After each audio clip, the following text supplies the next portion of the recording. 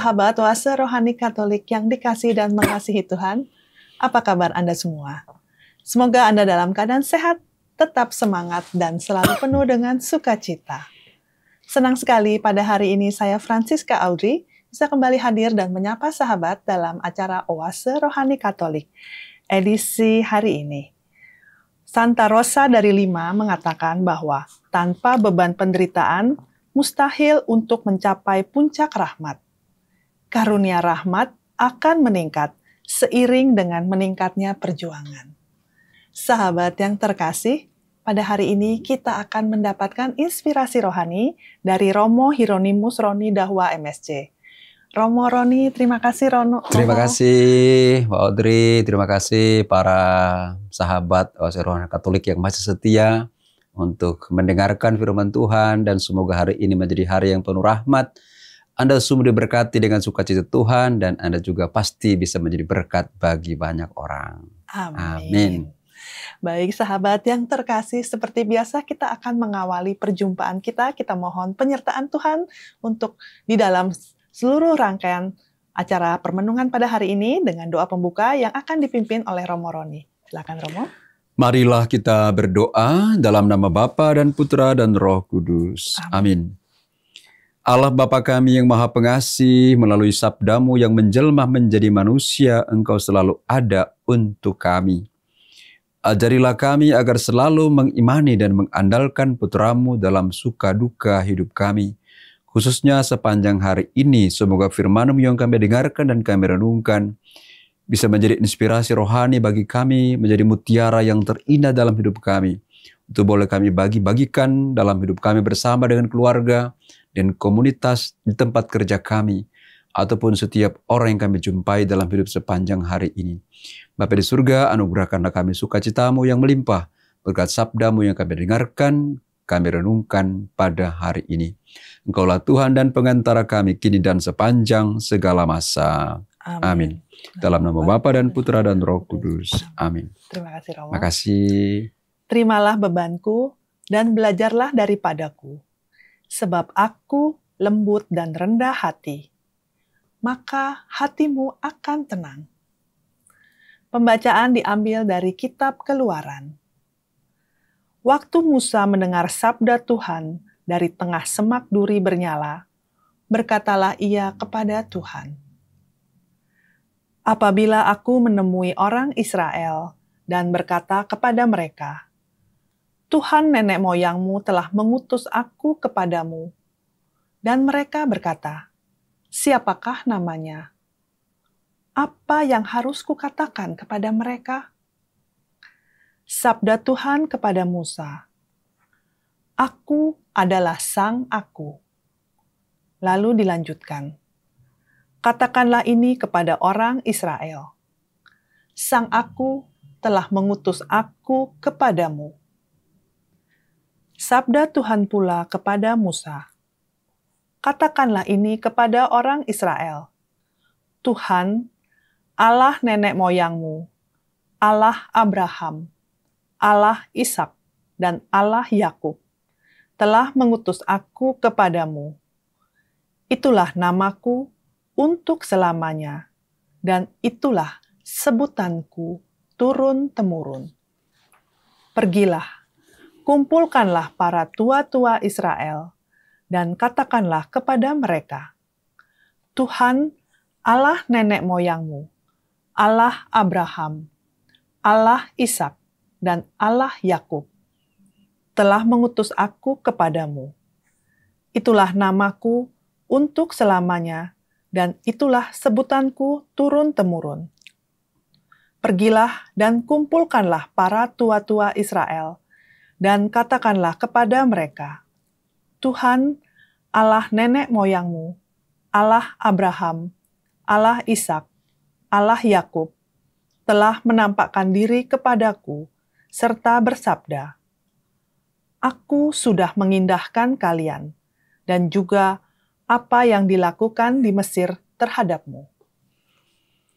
Maka aku telah bersabda, Aku akan menuntun kalian keluar dari kesengsaraan di Mesir, menuju negeri orang Kanaan, orang Het, orang Amori, orang Feris, orang Hewi, dan orang Yebus, ke suatu negeri yang berlimpah-limpah susu dan madunya.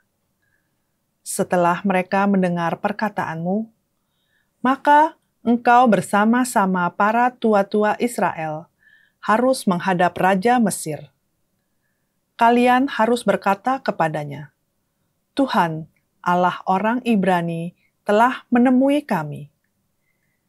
Oleh sebab itu, izinkanlah kiranya kami pergi ke padang gurun 3 hari perjalanan jauhnya, untuk mempersembahkan kurban kepada Tuhan Allah kami. Tetapi aku tahu bahwa Raja Mesir tidak akan membiarkan kalian pergi, kecuali dipaksa oleh tangan yang kuat.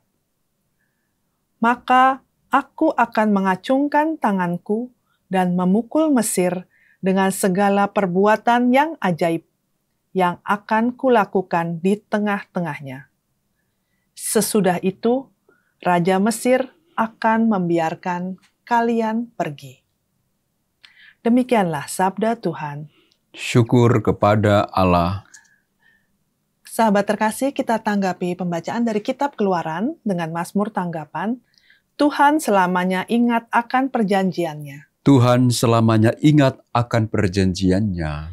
Bersyukurlah kepada Tuhan, serukanlah namanya, maklumkanlah perbuatannya di antara bangsa-bangsa. Bernyanyilah bagi Tuhan, bermazmurlah baginya, percakapkanlah segala perbuatannya yang ajaib. Tuhan selamanya ingat akan perjanjiannya. Selama-lamanya Ia ingat akan perjanjiannya, akan firman yang diperintahkannya kepada 1000 angkatan, akan perjanjian yang diikatnya dengan Abraham, dan akan sumpahnya kepada Ishak. Tuhan selamanya ingat akan perjanjiannya. Tuhan membuat umat-Nya sangat subur dan menjadikannya lebih kuat daripada lawan-lawannya. Diubahnya hati mereka untuk membenci umat-Nya, untuk memperdayakan hamba-hambanya. Tuhan selamanya ingat akan perjanjiannya. Maka Tuhan mengutus Musa hamba-Nya dan Harun yang telah dipilihnya. Mereka mengerjakan tanda-tandanya di tengah para lawan dan mukjizat-mukjizatnya di tanah Ham. Tuhan selamanya ingat akan perjanjiannya. Sahabat terkasih, sekarang mari kita persiapkan hati untuk mendengarkan pembacaan Injil. Bait pengantar Injil, Alleluia, Alleluia. Haleluya, haleluya. Datanglah kepadaku kalian yang letih dan berbeban berat. Aku akan memberikan kelegaan kepadamu. Alleluya. Haleluya. Tuhan bersamamu. Dan bersama rohmu. Inilah Injil suci menurut Matius. Dimuliakanlah Tuhan. Sekali peristiwa bersabdalah Yesus, datanglah kepadaku kalian semua yang letih lesuh dan berbeban berat. Aku akan memberikan kelegaan kepadamu. Pikulah kuk yang kupasang dan belajarlah padaku, sebab aku ini lemah lembut dan rendah hati. Maka hatimu akan mendapatkan ketenangan. Sebab enaklah kuk yang kupasang dan ringanlah bebanku. Demikianlah sabda Tuhan. Terpujilah Kristus. Romo Roni, pada hari ini kita mendapatkan bacaan yang luar biasa ya Romo. Iya, Kedua bacaan yang itu sangat bagus. Iya, Pesan-pesannya juga sangat Tuhan bagus ya. kepada kita ya Romo. Betul, ya. janji Tuhan kepada kita umatnya ya. Iya. Karena memang Allah itu sangat mengasihi kita. Hingga perjanjian itu memang Tuhan adakan supaya kita belajar tetap setia kepada kasih-Nya ya. Saya kira memang bacaan-bacaan hari ini cukup inspiratif dan sangat bagus ya, memberi kita kekuatan. Terlebih tadi kamu bacakan kata-kata dari orang kudus Santa Rosa ya, dari 5 itu bagus banget. Dikatakan tanpa beban penderitaan mustahil untuk mencapai puncak rahmat. Saya kira ini kata-kata yang bagus untuk mengajak kita bagaimana kita memberi arti pada sebuah penderitaan ya. Kadang penderitaan itu membuat kita kecewa, membuat kita khawatir, membuat kita cemas, dan bahkan membuat kita lari dari Tuhan ya. Putus asa ya. Iya, putus asa. Tapi hari ini memang Santa Rosa mengingatkan justru dalam penderitaan itulah kalau kita sungguh-sungguh memang menaruh percaya pada Tuhan, kita memang sungguh-sungguh berpasrah dan mengandalkan Dia, maka rahmat Tuhan memang menjadi nyata dan sempurna dalam hidup kita. Jadi saya kira ini yang sebenarnya dikatakan dalam bacaan yang pertama tadi dari kitab Keluaran ya. Bagaimana Allah itu menuntun umat Israel keluar dari perbudakan Mesir menuju ke tanah yang dijanjikan, yaitu Kanaan, tanah yang berlimpah susu dan madunya. Saya kira pasti umat Israel sangat menderita di Mesir. Mereka hidup sebagai budak-budak belian yang pasti memang mereka dipaksa, dan bahkan memang mereka mungkin lihat sangat tidak dihargai ya. Mereka mengalami hidup yang tidak layak sebagai seorang anak manusia ya. Kemudian setelah Tuhan melihat pergumulan manusia itu, umat Israel, kemudian Tuhan meminta Musa untuk pergi menyampaikan kepada umat Israel tentang kuasa dan kasih-Nya yang hendak menyelamatkan umat Israel. Dan Musa pergi menyampaikan itu, dan oleh tangan Tuhan yang kuasa dan penuh kasih, akhirnya Israel bisa keluar dari perbudakan Mesir, dan akhirnya mereka boleh mendapatkan rahmat keselamatan yang berlimpah dari Tuhan. Itulah kata-kata tadi, tanpa beban penderitaan, mustahil untuk mencapai puncak rahmat. Tentunya dia punya rahasia adalah bagaimana kita mengenal Tuhan, kita percaya pada Tuhan, dan kita mengikutinya. Dan ini 3 kata penting dalam bacaan pertama tadi, yaitu mengenal Tuhan, ya, percaya kepadanya, dan kemudian mengikuti Dia.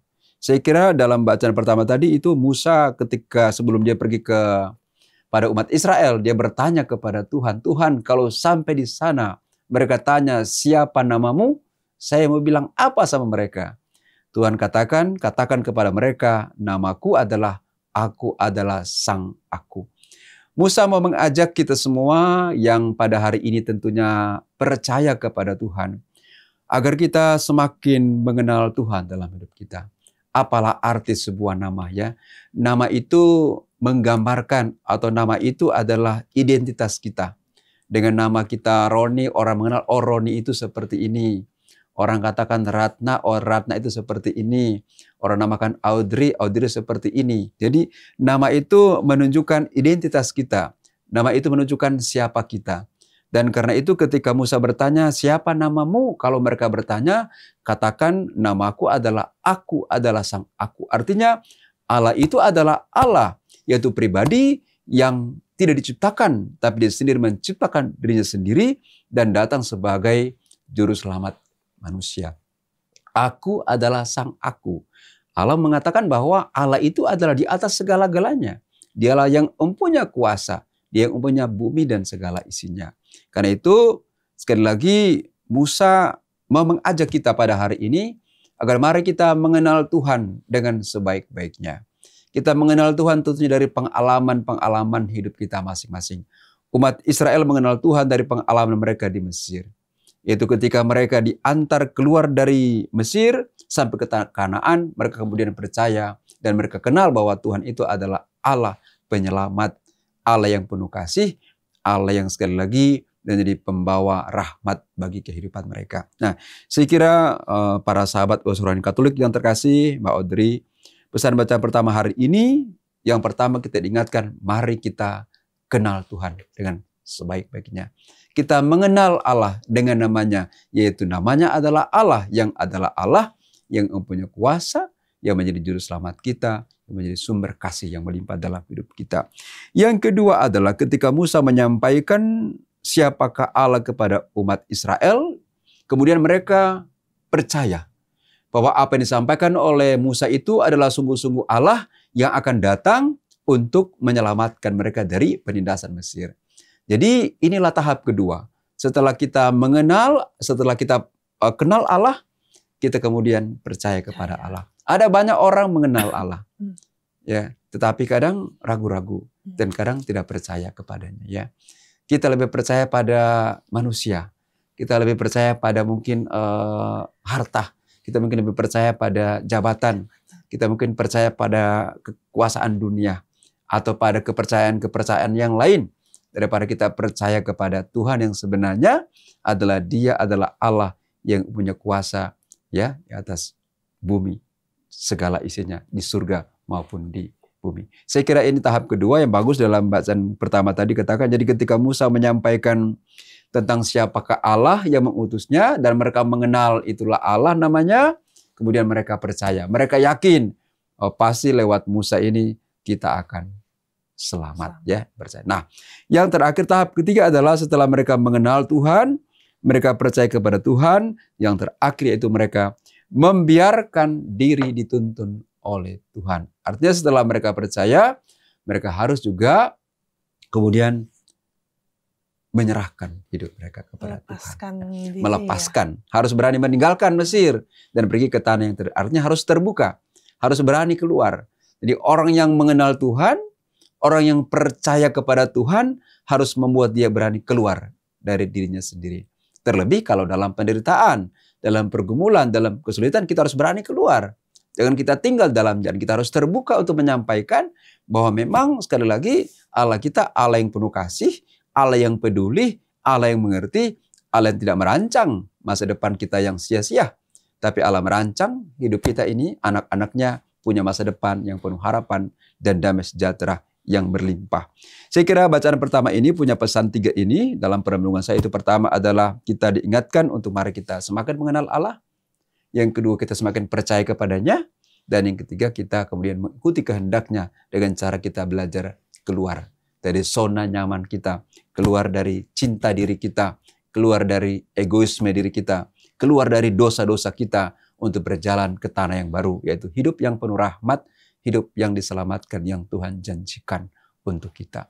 Saya kira ini pesan bacaan pertama Mbak Audrey. Kalau memang ada 1-2 pertanyaan untuk kita mendalami, dipersilakan ya. Tapi saya hanya mau menyampaikan inilah permohonan pribadi saya. Bacaan ini makanya saya bilang bagus banget karena bacaan pertama ini menunjukkan 3 langkah yang sangat jelas ya untuk kita sampai kepada rahmat, kepada sukacita, ya, kepada kebahagiaan sebagai putra-putri kesayangan Tuhan. Pertama kita kenal Tuhan, yang kedua kita percaya pada namanya, dan yang ketiga kita serahkan hidup kita kepadanya. Kita mengikuti jalannya dengan cara kita mesti berani meninggalkan cara hidup yang lama kepada cara hidup yang baru. Atas cara itulah maka kita akan penuhi kata-kata ini, rahmat akan berlimpah dalam hidup kita semua. Saya kira begini. Baik Romo, tapi kadang-kala ya Romo ya, di sini kan Romo katakan dari tahap yang pertama kita harus mengenal Allah. Betul. Ya Romo ya. Kadang-kala maksudnya saya Katolik, saya udah kenal Allah begini-begini, tapi kan cuman ini cuman sekedar betul. Kadang kita memang mengenal Allah itu ya mungkin ada pada tataran teori atau hanya pada pikiran-pikiran yang mungkin kita dengarkan dari orang lain. Yang memang pengenalan kita yang harusnya itu lahir dari memang dari pengalaman pribadi dan dari hati yang paling dalam akan siapakah Allah bagi diriku sendiri ya. Karena itu memang bahkan dalam salah satu bagian Alkitab kan dikatakan kalau nggak salah dalam ada pesta pernikahan itu ketika ada 5 gadis bodoh 10 gadis 5 bijaksana dan 5 bodoh ya 10 gadis itu. Yang lebih bijaksana kan bagus, mereka membawa minyak dan masuk.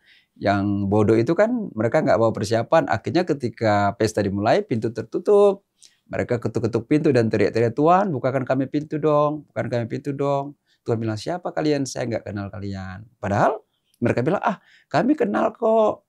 Kau bisa bernubuat di kota-kota kami, bisa mengajar di kota-kota kami. Maaf ya, saya nggak kenal kalian. Ya, karena itu pintu. Jadi kadang itu tuh mengenal Tuhan. Karena kita mengenal Tuhan itu akan terlihat dari percaya kita dan buah-buah yang kita lakukan dalam hidup kita sehari-hari. Ya, kalau kita bilang kita kenal Tuhan, tapi kalau perbuatan kita seperti yang Tuhan ajarkan, Tuhan kita kehendaki, maka kita sebenarnya pengenalan kita akan Tuhan ya pengenalan yang palsu ya. Karena kalau kita katakan saya kenal Tuhan, Tuhan itu baik. Saya kenal Tuhan itu maha pengasih. Saya kenal Tuhan itu maha pengampun. Saya kenal Tuhan itu melayani. Ya, saya kenal Tuhan itu adalah guru. Nah kalau begitu kita akan ikuti semua apa yang kita kenal itu. Dan disitulah kita melihat, oh ternyata yang saya kenal itu sungguh-sungguh benar-benar nyata dalam hidup saya. Sehingga pengenalan itu menjadi pengenalan yang berbuah. Nah, Ya. itu harus dari dua sisi Ya, ya, Romo. Jadi kita betul. harus punya usaha aktif, Betul. upaya aktif, sehingga Jadi Tuhan sendiri mengenal betul. Jadi kita seperti gitu umat ya, Romo Israel ini ya. Tuhan kan datang menyelamatkan mereka. Jadi umat Israel juga harus menyambut rahmat dan berkatan itu. Sekalipun Tuhan sudah tawarkan keselamatan lewat Musa yang akan menuntut mereka, tapi kalau umat Israel nggak mau juga, ya nggak akan jadi perubahan dalam hidup. Jadi itu yang tadi saya katakan, kita kenal Tuhan dan kita percaya padanya. Diminta pada kita sekarang, kita berani nggak meninggalkan cara hidup kita yang lama.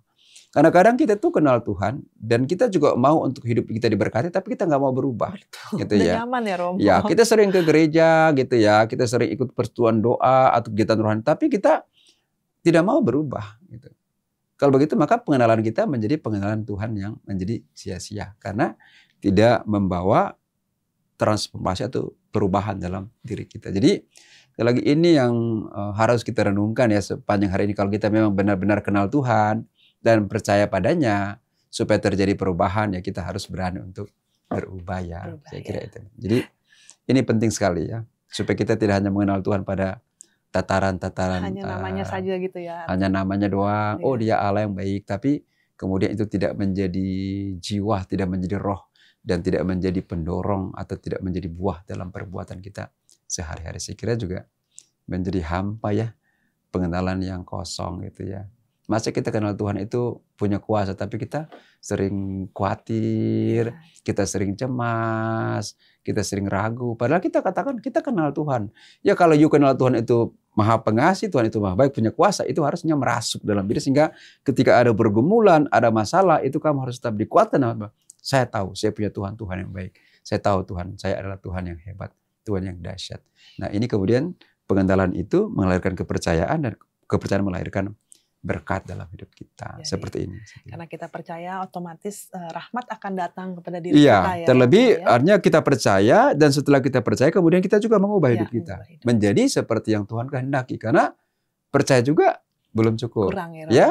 Kalau cuma saya percaya Tuhan itu baik, tapi kalau saya sendiri tidak mau mengubah hidup saya, tidak mau membuka diri untuk barangkali selama ini menjadi ganjalan berkat karena mungkin saya sombong, menjadi ganjalan karena saya suka iri hati, menjadi ganjalan karena saya suka dengki, menjadi ganjalan karena saya tidak mau mengampuni. Ya kalau kita percaya sama Tuhan tapi kita tetap hidup dalam semangat seperti ini, maka memang rahmat tidak terjadi. Artinya kalau kita kenal Tuhan, kita percaya Tuhan, maka kita mesti buang semua. Jadi itu kebencian kita buang, iri hati kita buang, dendam kita buang, supaya hati kita kosong, hati kita bersih, maka Tuhan saatnya mengisi hati kita dengan berkat-berkatnya. Gitu saya kira. Romo. Baik sahabat Oase Rohani Katolik yang terkasih, kita jeda sejenak untuk merenungkan inspirasi yang disampaikan oleh Romo Roni di sesi yang pertama. Apakah kita sudah mau mengosongkan hati kita untuk menerima supaya Tuhan bisa masuk dan meraja dalam seluruh perilaku, kehidupan, tingkah laku kita. Baik sahabat yang terkasih, kita akan kembali di sesi yang kedua. Tetaplah bersama kami.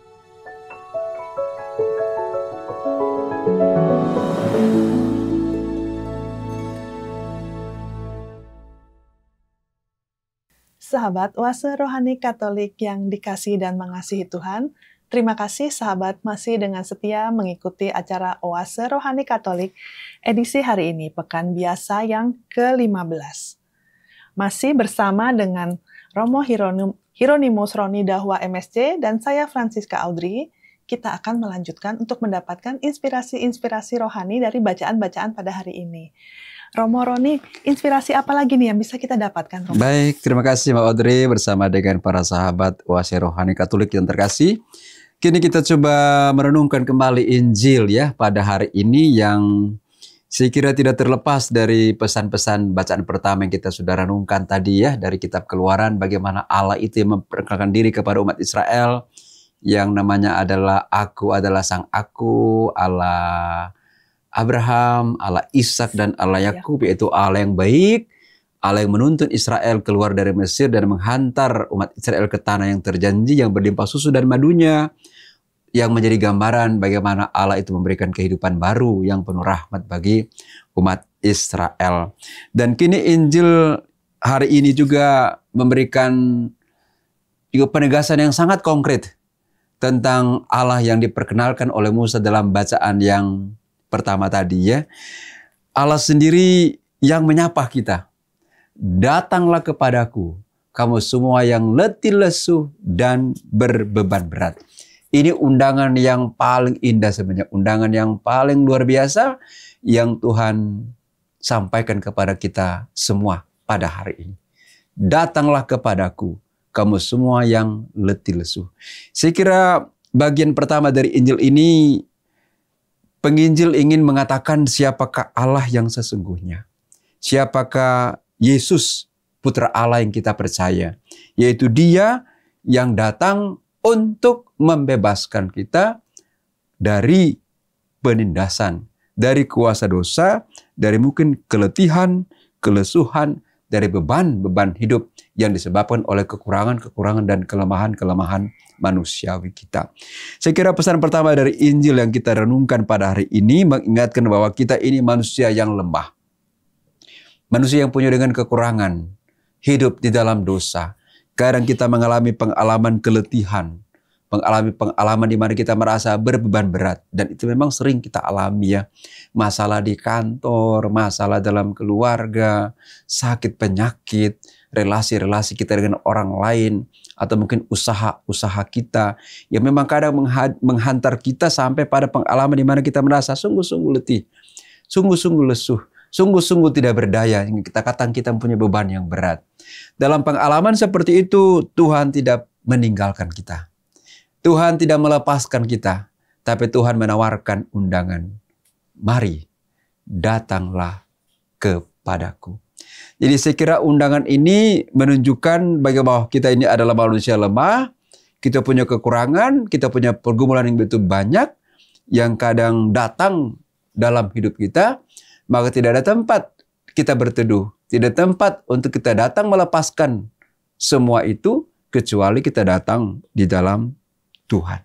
Dan Tuhan sendiri menegaskan, datanglah kepadaku, kamu yang letih lesuh dan berbeban berat, aku akan memberikan kelegaan kepadamu.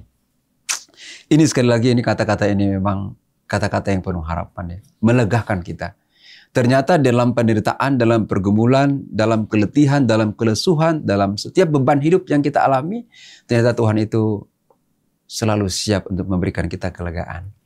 Cuma dia punya persoalan, lagi-lagi adalah seperti bacaan pertama tadi, apakah kita mau kenal Dia dan mau percaya kepadanya. Ini yang kadang sekali lagi, kadang kita itu sudah punya beban yang berat, sudah mengalami keletihan, kelesuhan dalam hidup. Tapi kadang kita tidak mau untuk datang dan percayakan hidup kita kepada Yesus. Ya, kepada Tuhan yang begitu mengasihi kita. Tentunya memang kita akan berkata begini, Romo, saya sudah berpasrah kepada Tuhan kok. Saya sudah ikuti jalan, saya sudah ikuti kok. Saya sudah memang datang, sudah bernovena bahkan, sudah berdoa dan berdoa bahkan ya. Tapi toh saya merasa beban saya tambah berat dan tidak ada perubahan dalam hidup. Kemungkinan besar adalah tadi pesan bacaan yang pertama itu, kemungkinan besar karena engkau memang percayakan sama Tuhan, tapi engkau tidak berani mengubah cara hidupmu.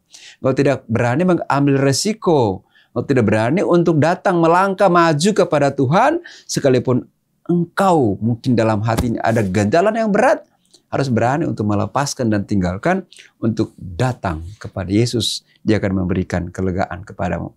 Jadi saya kira ini ajakan pertama, bacaan Injil ini memang singkat, tapi pesannya sangat syarat dan sangat indah, yaitu bahwa pertama, datanglah kepada Tuhan. Karena Dia akan memberikan kelegaan kepada kita. Mungkin cara kita datang pada Tuhan ya mungkin lewat doa-doa kita. Kita bernovena, kita doa rosario, doa 77 kali Bapa Kami, dan ikut ekaristi setiap pagi. Itu juga cara kita datang kepada Tuhan. Tapi adalah cara yang paling indah, cara yang paling utama adalah setelah Anda datang kepada Tuhan dalam doa-doamu, tapi laksanakanlah perintah-perintah Tuhan dengan sepenuh hati, yaitu mengasihi Tuhan dan mengasihi sesama. Saya kira kan Tuhan sendiri sudah pernah mengingatkan dalam Injil Yohanes, saya tidak ingat persis pasal berapa, ayat berapa, dikatakan di sana, kalau kamu turuti perintah-perintahku, ya, kalau kamu dengarkan firmanku, dan kamu turuti perintah-perintahku, dan kamu melaksanakannya, dia bilang, mintalah apa saja, maka semuanya akan diberikan kepadamu. Jadi saya kira jaminan sudah di tangan kita. Ya. Tuhan sudah mengatakan, datanglah kepadaku, aku memberikan kelegaan kepadamu. Sekarang persoalan apakah kita mau datang kepadanya atau tidak. Dan cara datang kepada Tuhan sekali lagi memang kadang tidak selamanya indah ya. Datang pada Tuhan itu ya via dolorosa ya. Datang pada Tuhan kadang lewat Jalan salib yang ya, sulit ya, jalan-jalan yang sulit. Ya itu mungkin kita berani melihat seperti Santa Rosa dari 5 ini. Dia coba melihat pergumulan sebagai jalan dia untuk berjumpa dengan Tuhan. Penderitaan bukan sebagai kesempatan dia lari dari Tuhan, tapi justru penderitaan itu membuat dia semakin dekat dan semakin mengenal Tuhan. Itulah via dolorosa seperti Yesus ya. Perjalanan salib bukan membuat dia jauh dari Bapaknya, tapi dia pilih jalan itu justru untuk bersatu dengan Bapaknya dalam kemuliaan yang abadi. Jadi saya kira ini pesan-pesan pertama bagus.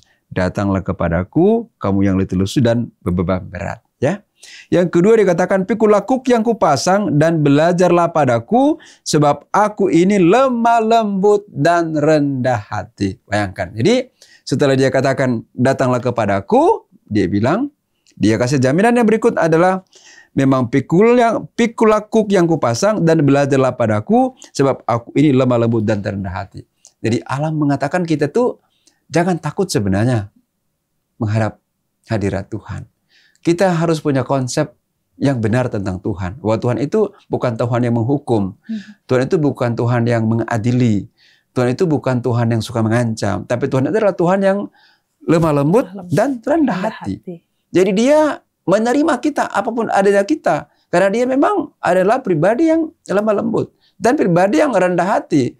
Yang bahkan kita mungkin barangkali yang manusia ini merasa diri hebat, tapi bagi Tuhan saya adalah orang yang rendah hati. Karena itu mungkin barangkali membuat dia juga rela untuk memang menderita disalib, menebus dosa-dosa karena memang dia sangat rendah hati di hadapan Tuhan. Jadi ini penting sekali. Nah, pikul lakuk yang kupasang ini dan belajarlah padaku ini sekali lagi seperti tadi Romo katakan, kita belajar dari pikulan yang Tuhan pasang kepada kita.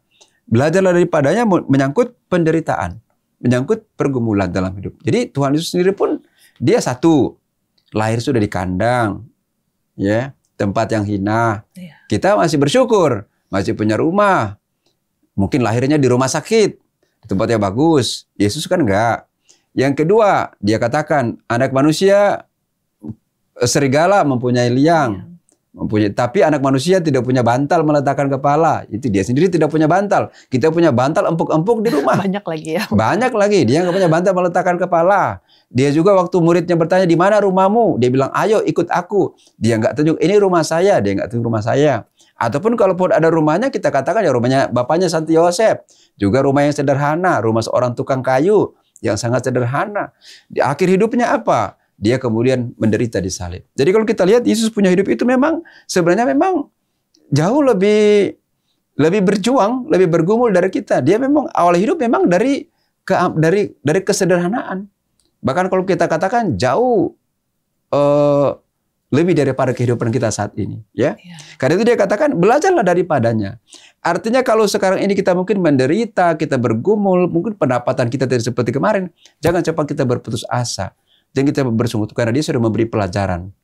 Hidup Yesus sudah menjadi pelajaran yang terindah bagi kita. Bahwa dia itu berani hidup sederhana sekalipun dia itu kaya. Dia itu anak Allah. Dia berani untuk rendah hati. Dia itu pencipta bumi dan segala isinya. Dia anak Allah yang punya kuasa. Tapi dia tetap belajar rendah hati. Jadi hidup Yesus itu harus menjadi pelajaran bagi kita. Ini maksudnya bilang. Pikul lakuk yang dan belajarlah daripadaku. Belajar dari pengalaman. Sehingga kita kalau kita bercem, kadang kita mengeluh kok saya punya hidup kok tidak seperti orang sana gitu ya. Saya kok punya hidup tidak seperti tetangga sana ya. Saya punya hidup kok tidak seperti teman saya sana ya. Mungkin ya karena kita lihatnya sih orang-orang sukses.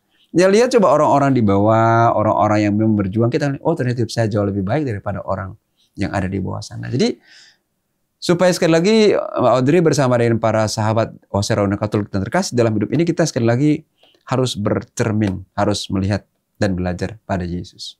Ya, kita harus berani melihat hidup Yesus supaya kita itu sekali lagi bisa jalan hidup ini dengan penuh sukacita. Kita nggak banyak mengeluh, kita nggak banyak bersungut-sungut, karena kita tahu yang menjadi dasar hidup itu adalah Yesus sendiri. Yesus sendiri sudah memilih jalan yang paling radikal.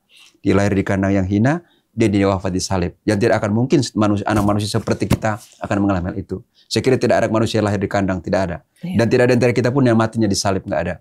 Yesus sudah memilih dua cara itu, yaitu lahir keluarga sederhana dan meninggal di kayu salib untuk mengingatkan kita bahwa di rentangan hidup kita ini ada satu pribadi yang menjadi awal dan akhir pergumulan kita dan kemuliaan kita, yaitu Yesus sendiri. Jadi supaya kita sekali lagi tidak cepat mengenal, dia katakan, sebab enaklah kuk yang kupasang dan ringanlah bebanku, maka hatimu akan mendapatkan ketenangan. Jadi sekali lagi ketika kita bersandar pada Tuhan, kita melihat pengalaman hidup Yesus, kita akan tenang. Oh iya, ternyata Yesus jauh lebih menderita dari saya, gitu ya. Oh ternyata Yesus ternyata masih jauh lebih sulit hidupnya daripada saya, gitu ya. Mungkin saya cuma dikata-katain, cuma dicaci maki doang, atau mungkin cuma dikata-kata kasar mungkin sedikit. Yang nggak usah berkecil hati, Yesus jadi tampar, ditikam dengan tombak. Jadi Yesus juga cuma katakan, ya sudahlah, Bapa ampunilah mereka. Ya mungkin kita membela diri juga. Itu kan Yesus Romo. Itu kan Allah Romo. Kita kan nggak punya hati seperti itu. Tapi kita diberi Roh Kudus. Kita diberikan Roh Kudus. Kita kan baru merayakan hari raya Pentakosta, Roh Kudus turun ke atas kita. Baru merayakan hari raya Tritunggal Maha Kudus, Bapa, Putra dan Roh Kudus. Kemarin baru merayakan lagi peristiwa besar, yaitu hari raya tubuh dan darah Kristus. Harta rohani sudah ada pada kita. Kekuatan Yesus sudah ada pada kita. Kekuatan Allah sudah ada dalam diri kita. Sudah punya Roh Kudus, Roh Allah sendiri. Kita sudah punya Tritunggal Maha Kudus, Bapa, Putra dan Roh Kudus yang kita imani, yang kita sembah, yang kepadanya kita berpasrah. Masih kurang lagi, kepada kita diberikan tubuh dan darahnya, yang kita sambut setiap hari Minggu saat kita komuni kudus. Diberikan tubuh Kristus, diberikan darah Kristus. Mau ada hal apa lagi yang kurang dalam hidup kita? Semua kekuatan Allah sudah ada pada kita. Tinggal sekali persoalannya, kita mau atau tidak. Atau mungkin mau sih enggak, kita rela atau tidak. Atau mungkin rela enggak, kita berani atau tidak untuk maju. Saya kira ini yang harus kita selalu renungkan dalam hidup. Sekali lagi, hidup kita ini sudah sangat terjamin di tangan Tuhan. Tuhan itu sudah siapkan semuanya untuk kita dengan begitu indah. Tinggal marilah kita yang membuat pilihan-pilihan yang terbaik dalam hidup kita. Kita jadi orang yang tahu bersyukur, ya, yang setia pada kehendak Tuhan, yang berpasrah padanya. Dan terlebih seperti itu, belajarlah daripada Yesus. Kan ada orang mengatakan adalah pengalaman itu adalah guru yang baik ya dalam hidup. Jadi kita punya pengalaman hidup yang paling sempurna itu adalah pengalaman hidup Yesus. Dia punya suka, dia punya duka juga. Dia suka dimuliakan di Gunung Tabor. Ada saatnya kita juga dimuliakan seperti Yesus di Gunung Tabor. Ada saatnya juga kita mesti menderita di bawah gunung. Tapi itulah hidup Yesus. Sebagai pengikut Yesus ya kita nggak ada pilihan lain. Inilah patron, inilah frame, inilah pola hidup saya, yaitu hidup Yesus. Kalau kita hidup seperti Yesus, maka kita akan mendapatkan ketenangan. Dia kan sendiri sudah janji, datanglah kepadaku semua yang letih lesu, aku memberikan kelegaan padamu. Saya kira begitu pesan bacaan Injil hari ini yang saya kira sangat berhubungan erat dengan bacaan pertama tadi ketika umat Israel ada dalam penderitaan, dalam penindasan, ketika percaya sama Tuhan dan ikuti Tuhan, mereka kemudian hidup dalam keselamatan, dalam hidup yang berkelimpahan, penuh sukacita. Nah, Injil pun hari ini begini. Kalau kita punya beban, kita datang sama Tuhan. Bukan tidak mungkin pengalaman umat Israel menjadi pengalaman kita, yaitu kita menjadi orang-orang yang diberkati dan berkelimpahan rahmat dan berkat dalam hidup kita sehari-hari. Saya kira begitu. Amin, Romo. Baik, sahabat Oase Rohani Katolik yang terkasih, kita sudah sampai di penghujung perjumpaan kita pada hari ini. Romo, mungkin untuk menutup perjumpaan kita, mungkin ada satu statement, closing statement. Oke, baik, closing statement untuk kita semua pada hari ini. Hanya saya ulangi kata-kata penting ya, dari dua bacaan. Yang pertama adalah kenal Tuhan dalam hidup kita. Dan kenal dengan sebaik-baiknya. Jangan cuma karena kata orang, jangan cuma karena hanya pengenalan yang dangkal secara rasional saja, tapi kenallah Tuhan dari hatimu yang paling dalam, dari pengalaman hidupmu setiap saat ketika berjumpa dengan realitas hidup, dengan pengalaman-pengalaman, dan belajarlah menemukan Tuhan di situ, dan kenallah Tuhan Allah Abraham, Allah Ishak dan Allah Yakub, yaitu Allah yang punya kuasa dan Allah yang setia. Itu yang kedua. Yang pertama. Yang kedua adalah setelah you mengenal Tuhan, you percaya sama Tuhan. Ketika kita kenal Tuhan, kita harus melangkah. Kita mesti percaya. Kita serahkan hidup kita kepada Tuhan. Dan yang ketiga, setelah you kenal Tuhan, you percaya, kemudian harus berani merubah hidup kita. Perubahan hidup kita terjadi seperti apa? Ya, berpolalah pada Yesus. Datanglah kepadanya, belajarlah daripadanya, Dia akan memberikan kelembutan, dia akan memberikan kelegaan kepada kita dan ketenangan, karena memang dia sendiri sudah mengalami seluruh pengalaman hidup yang kita alami, kecuali dalam hal dosa. Semua itu sudah alami. Karena itu, sekali lagi Bapak Ibu, ini pesan-pesan indah untuk kita sepanjang hari ini. Mari kita kenal Tuhan, percaya Tuhan, dan ikuti Tuhan. Datanglah kepadanya sebagai sumber kehidupan dan ketenangan dalam hidup kita setiap hari. Amin. Sahabat Oase Rohani Katolik yang terkasih, kita akan tutup perjumpaan kita pada hari ini dengan doa penutup yang dipimpin oleh Romo Roni dan berkat Tuhan yang akan disampaikan oleh Romo Roni. Silakan Romo. Marilah kita berdoa dalam nama Bapa dan Putra dan Roh Kudus. Amin. Allah Bapa surga, syukur dan limpah terima kasih kepadamu atas hari yang baru ini. Terlebih baru saja kami mendengarkan dan merenungkan firman-Mu yang begitu indah untuk kami semua putra-putrimu pada hari ini. Ajarlah kami Tuhan untuk dalam hidup kami agar kami semakin mengenal Engkau. Dan ajar kami Tuhan untuk semakin percaya kepadamu dan mengikuti segala kehendak-Mu. Kami berani meninggalkan cara hidup kami yang lama untuk memulai cara hidup yang baru. Karena kami telah belajar daripadamu sebagai Allah yang lemah lembut dan rendah hati. Ajarlah kami ya Tuhan agar kami pun berani melangkah maju menanggapi undangan-Mu. Datanglah kepadaku kamu semua yang letih lesu dan beban berat. Aku akan memberikan kelegaan kepadamu. Semoga undangan-Mu yang begitu indah ini, undangan keselamatan ini boleh kami indahkan sepanjang hari ini. Kami setia datang kepadamu dalam doa-doa kami, dan terlebih kami datang kepadamu dengan perbuatan-perbuatan kami yang baik, yang berkenan di hati-Mu, yaitu kami mengamalkan hukum cinta kasih-Mu. Kami mengasihi Engkau dan sesama dalam kehidupan kami setiap hari. Bapa surga, inilah hidup kami yang kami serahkan ke dalam tangan-Mu. Sertai kami sepanjang hari ini dengan berkat-Mu yang kudus dari surga, dalam nama Bapa dan Putra dan Roh Kudus. Amin. Terima kasih banyak, Terima kasih. Romo. Sahabat Oase Rohani Katolik yang terkasih, Romo Hieronymus Roni Dahwa MSc dan saya Francisca Audrey, kami pamit undur diri. Terima kasih atas kebersamaan kita sepanjang hari ini. Selamat melanjutkan hari ini dengan penuh sukacita, selamat berbagi kasih, dan sampai jumpa.